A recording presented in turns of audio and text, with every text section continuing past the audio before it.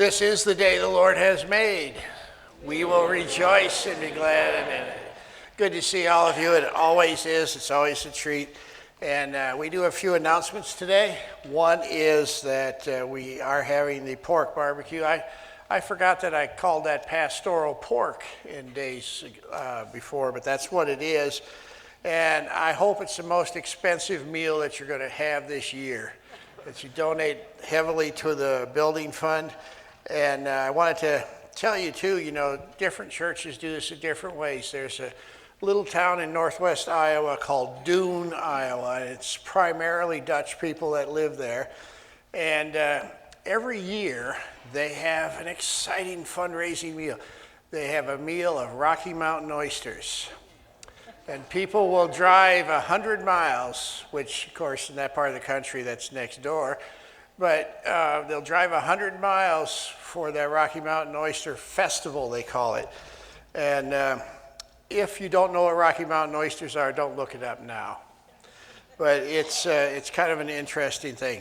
We just have pork shoulder, it's all what it is. So we'll go from there. And Dave, you have something you want to add? I'm just up here to tell everyone out here, thank you. Thank you very much for how generously you've given towards the roofing fund. We've reached $67,000 already, so that covers the first shingle part of the roof, and we're just very thankful for the way the congregation has supported it. Consistory said that we were going to go out on faith, that we'd raise money, and so we just did it, and you have come through. I just want to thank everyone for doing that.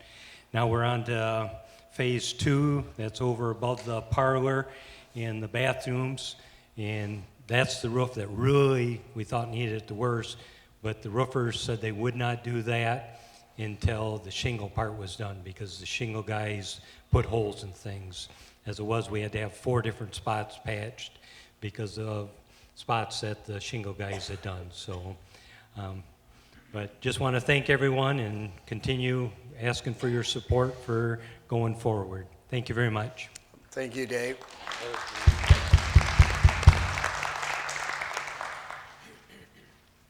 Good morning. I'm here about Hand to Hand again, and I'm not asking for money this time. This time, I would like to tell you about a couple of cool things. A couple of years ago, when we started Hand to Hand, when the beginning of the 1 year, I ran into a lady that I knew, and she was telling me that 2 of her grandkids were living with her, and during the week, and then on the weekends they would go and live with Mom. And she said they found that the kids were hoarding food, hiding it in their rooms. And it took them a while to convince them that they didn't need to hoard the food, that they had plenty of food. Well, apparently, Mom would forget to buy food. Now, how you forget to buy food, I have no clue. I mean, I like to eat. You got to buy it. So, but anyway, she forgot to buy food. And so the kids would be hungry on the weekend. Well, the first day that they got a bag, the little girl gets off the bus and she goes running up, Grandma, somebody gave us food. And guess what? It's spaghetti. Spaghetti was her favorite meal. So she was thrilled about that. And so Grandma said she was really thrilled with getting it because she knew the kids would have food over the weekend. So she didn't have to worry about that anymore. We also, just a couple weeks ago, got a letter, an email from somebody, and I want to read that to you. I just wanted to come here to say thank you for all you are doing. I have 2 kindergartners who attend Reese Puffer Elementary, and we just received our first bags of food, and it overwhelmed me with happiness to see the abundance of food we received. It brought me to tears. We just bought our first house in the district and have run into things we need to repair with the house and have run into car problems all at the same time, so money has been a bit tight for us. Our family really appreciates the help your program and church are offering again. Thank you for what you're doing. God bless you all.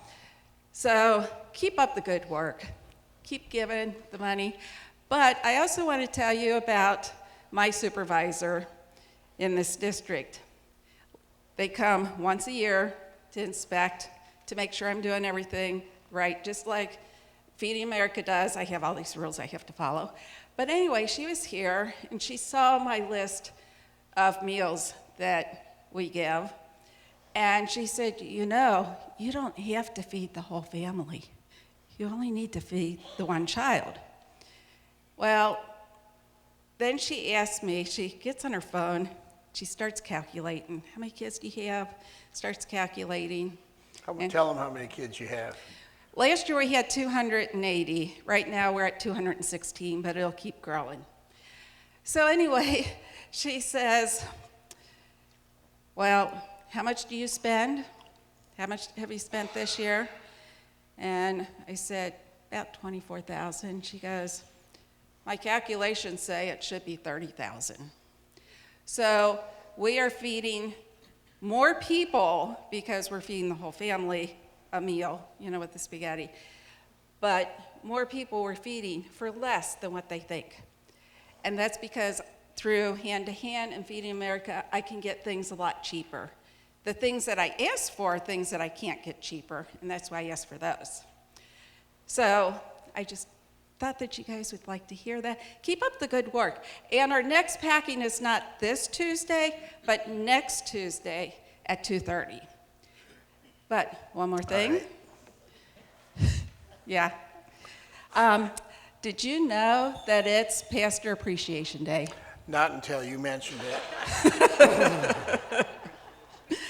We have a cake. We got cake for him. So when you come through and get your barbecues and all the good food that they have, you get a piece of cake too for Pastor Appreciation. Well, thank you. Because you are appreciated. Well, and I do feel appreciated, Maureen. Thank you. Thank you. And one other thing, we have a birthday girl today. Artie, you're how young today? How young are you today? 91. Congratulations.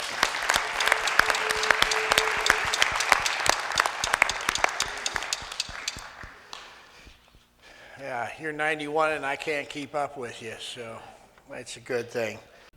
Today we want to talk about God speaking to us. You know, technology has certainly made our lives a lot noisier. You know, I almost look forward to it. The other day I had to run some errands and I forgot my phone. And I thought I was crippled, but it sure was nice riding in the car in silence. You know, I had to go about 20 miles and it was just dead quiet in the car, and I really kind of appreciated that. You know, so that phone comes on as soon as I start my car up and starts playing from my Apple Music thing, and I really like it.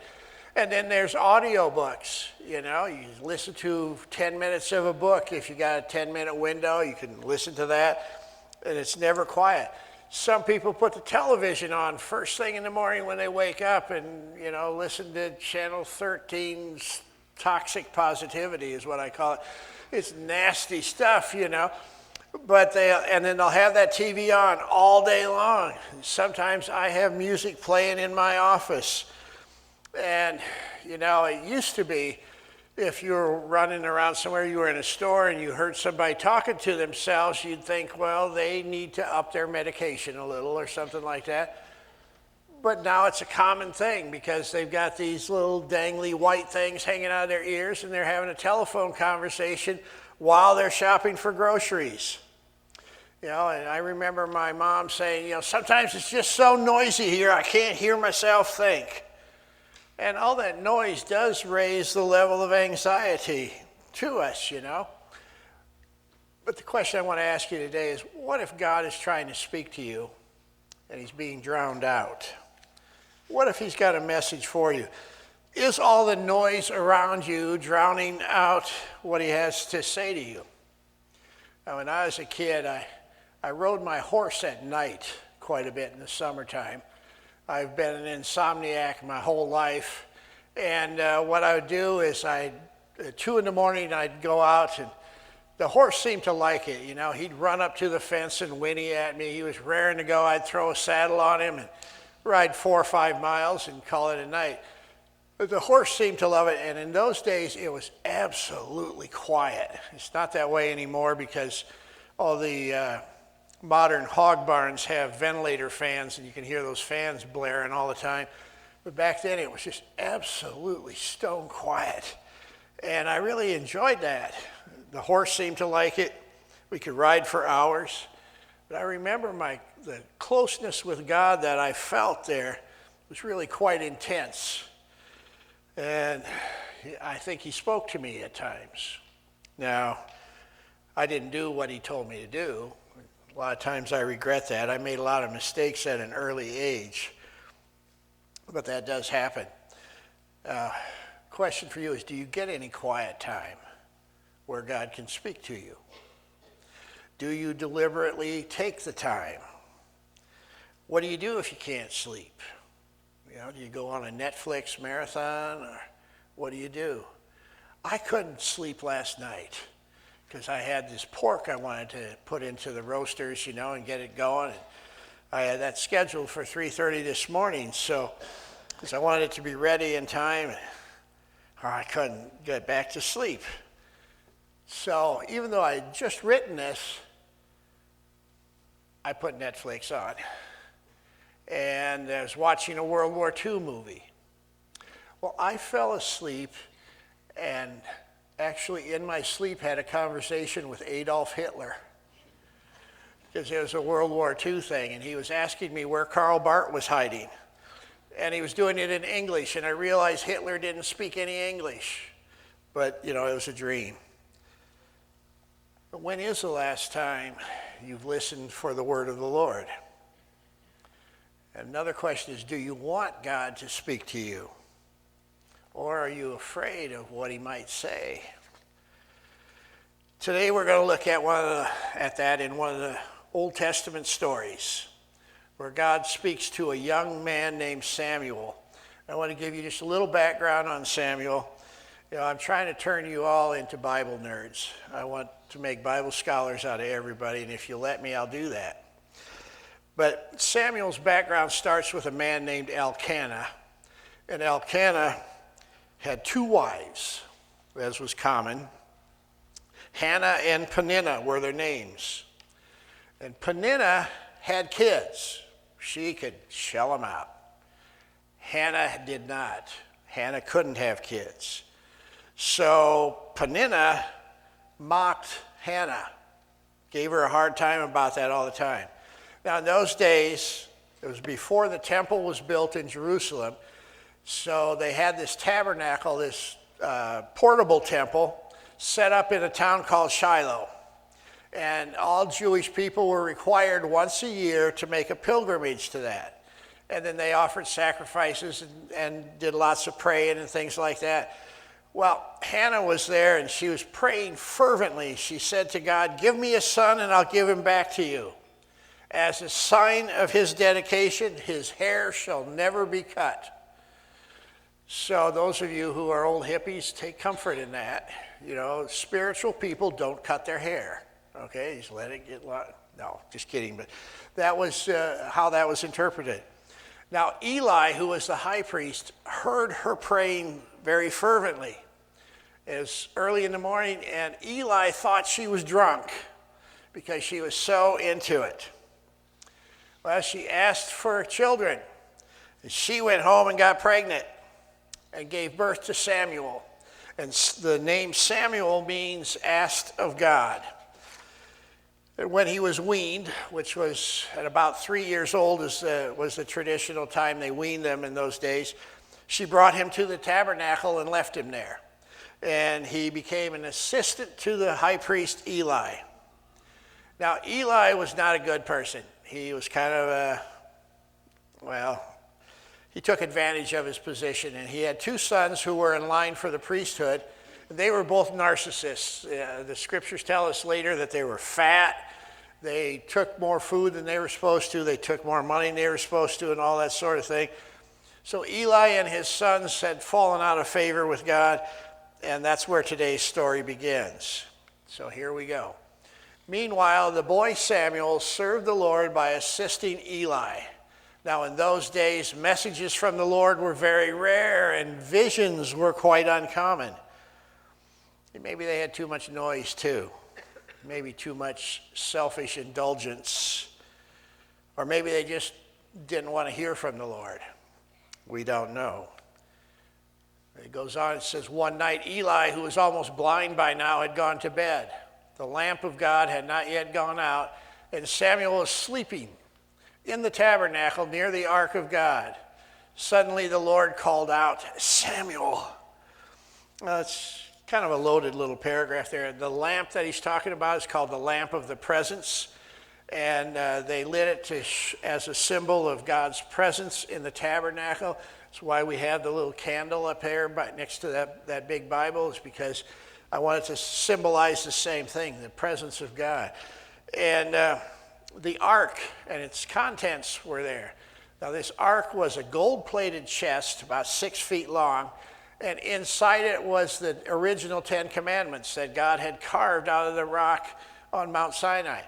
And also there was Aaron's staff, the staff that he performed all the miracles with. And there was a jar of manna in there, which we talked about last Sunday. So that was all there, and that they had to be guarded because it was gold-plated, and people like to steal gold. So there's always somebody around to watch that. But it was a very holy place. And it's in this place that young Samuel was sleeping, and the Lord called out. And that had to be quite a thing to be a part of. Thing is, he hasn't stopped calling. He calls out to you and me all the time too. It's just, are we listening? Yes, Samuel replied. What is it? He got up and ran to Eli. Here I am. Did you call me? I didn't call you, Eli replied. Go back to bed. So he did. And the Lord called out again, Samuel. And again, Samuel got up and went to Eli. Here I am. Did you call me? I didn't call you, my son, Eli said. Go back to bed. Now here you see that phrase, here I am. In the original Hebrew language, it's Hanini, and it means, here I am, I'm reporting for duty. You know, Jacob did it, Moses, and now Samuel. He's ready to go. Samuel did not know the Lord because he had never had a message from the Lord before. So the Lord called a third time, and once more Samuel got up and went to Eli. Here I am. Did you call me? Then Eli realized it was the Lord who was calling the boy. So he said to Samuel, go and lie down again. And if someone calls again, say, speak, Lord. Your servant is listening. So Samuel went back to bed. And notice it says he didn't know the Lord yet, but he was about to get to know him really well. Eli said, tell him to just say, speak, Lord, for your servant is listening. Again, Samuel is reporting for duty. And the Lord came and called as before, Samuel, Samuel. And Samuel replied, speak, your servant is listening. Did you ever say anything like that in your prayers? Speak, your servant is listening. To the Lord, he said that, speak, I'm listening. Well, if you do that, he will speak. Maybe not audibly, maybe he won't need your ears to hear it. And it mostly comes in the form of nudges. But he'll say things like, you need to do this. It's largely why I'm here, you know. At the time that I was considering coming here, I was at my brother's wedding, which was total chaos. And it was kind of an interesting time because I had two offers. One was here and the other was Church of the Living Christ in Fremont. And I couldn't decide which one to go to. I tried using logic, location. I definitely preferred Muskegon for a location.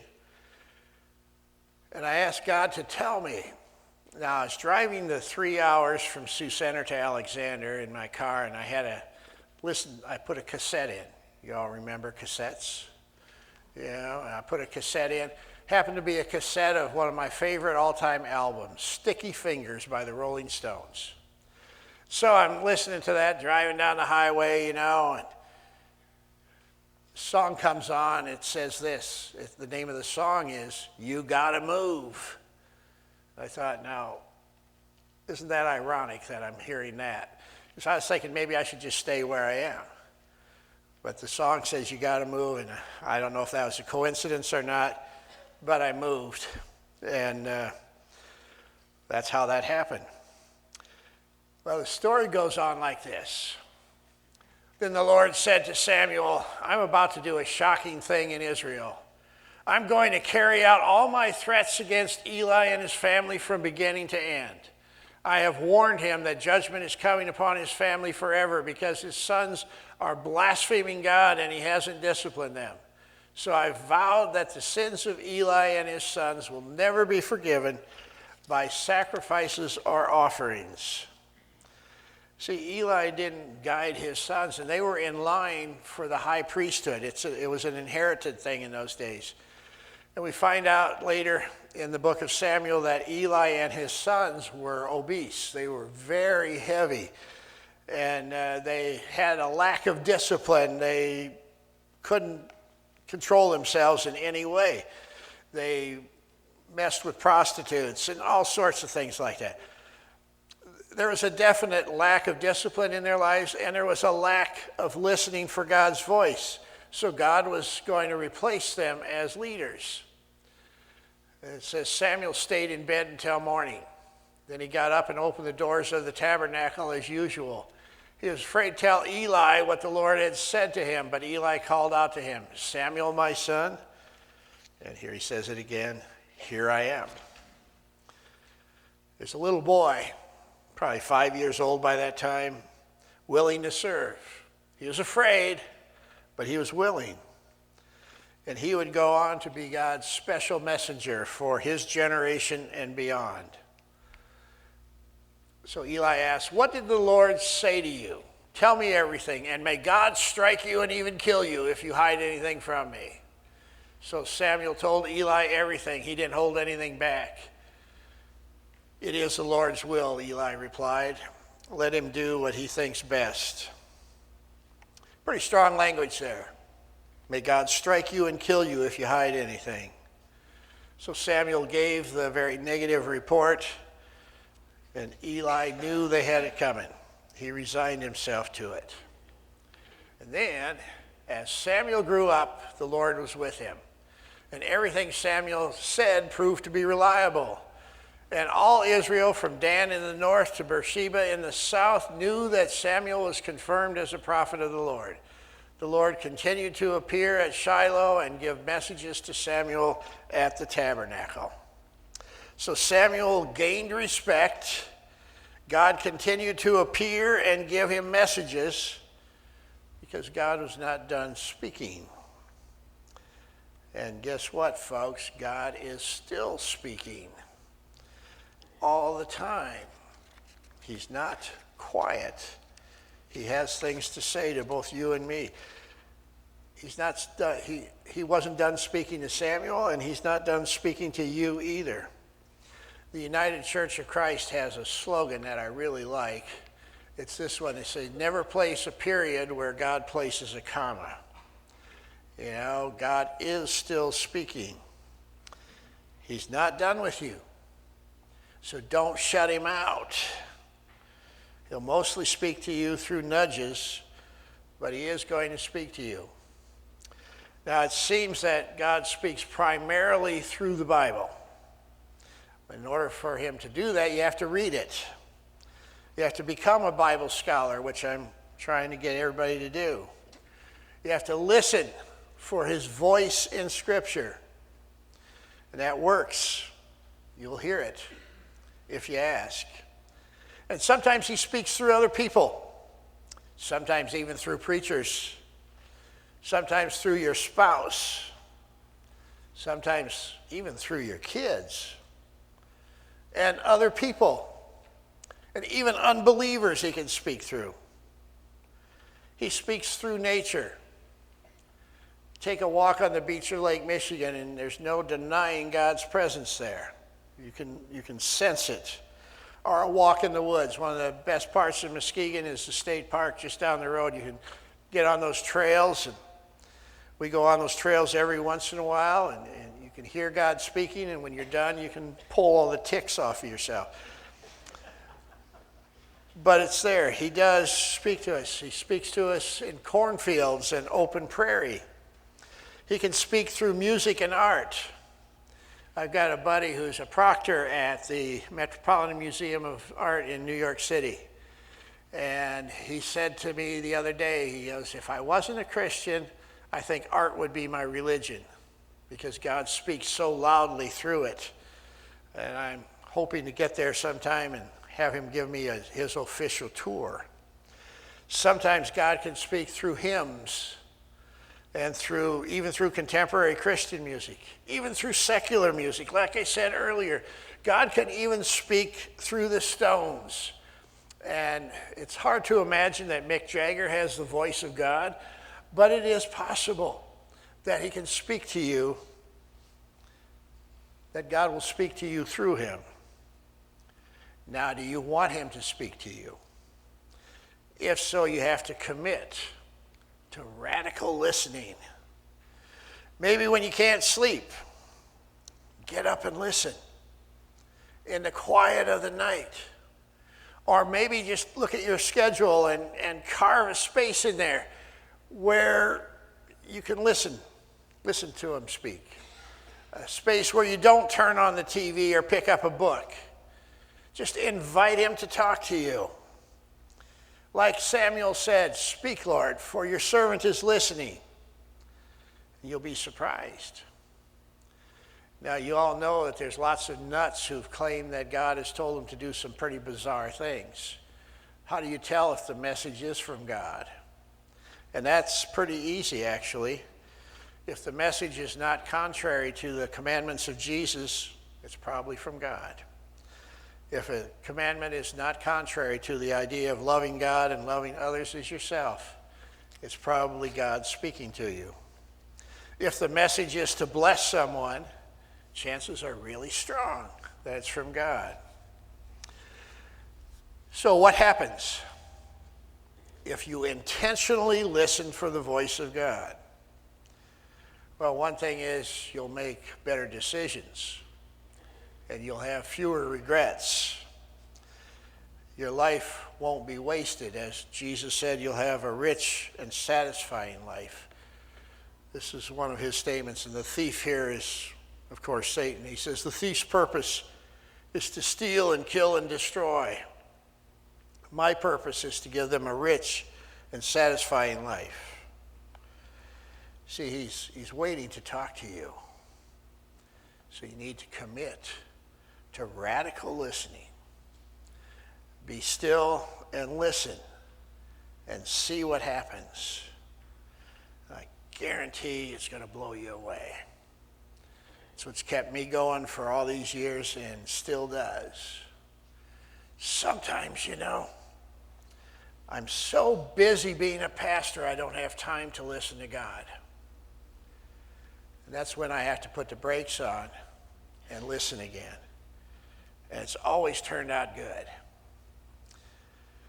So be still and listen and see what happens.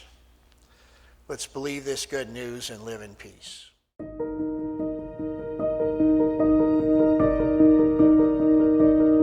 When we started looking at the roof because of the leaks, we thought it was just, some minor patching could be done.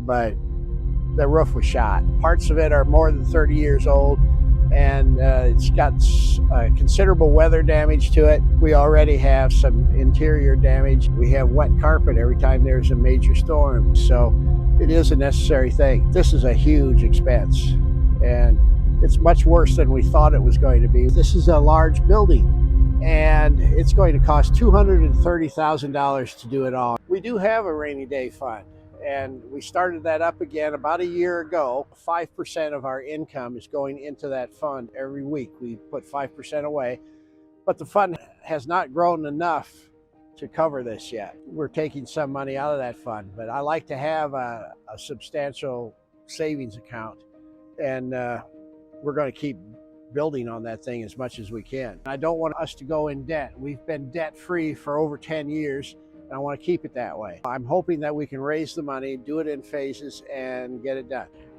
We have the first phase done already. They were up on that roof behind me already on like the fourth Monday of August, and they've been working on it ever since. The estimated cost of this is $64,000, and they've done an excellent job with it. The remaining phases will address the flat roofs.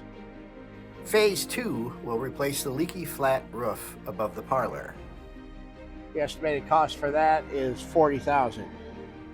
Phase 3 will replace the deteriorating flat roof between the gabled roofs.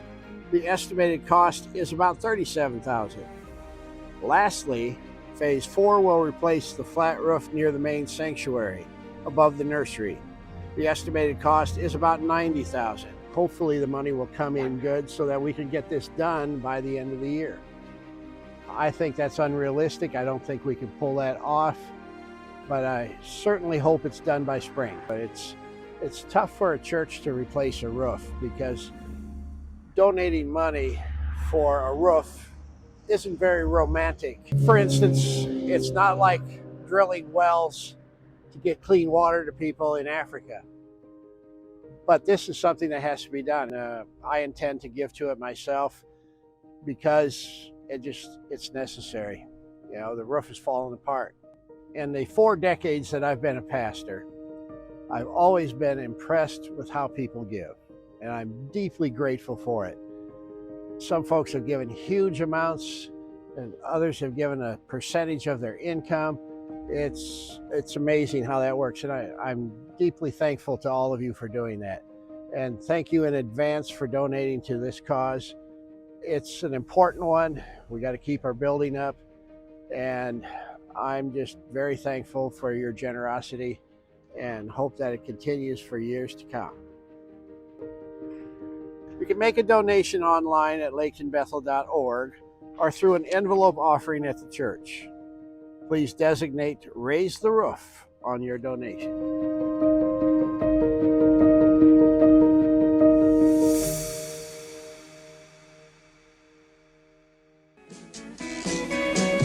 As always, thanks again for joining us. We have 2 services on Sunday morning, and if you're in town, we'd invite you to come. One's at 9 o'clock and one's at 11 o'clock. And if you wish to support Laketon Bethel, you can go to laketonbethel.org and follow the steps there on our website. Or you can just look at this QR code, scan it in with your phone, and you can give through Secure Give, and all your gifts will go directly into our account. Thank you so much, and we'll see you next week.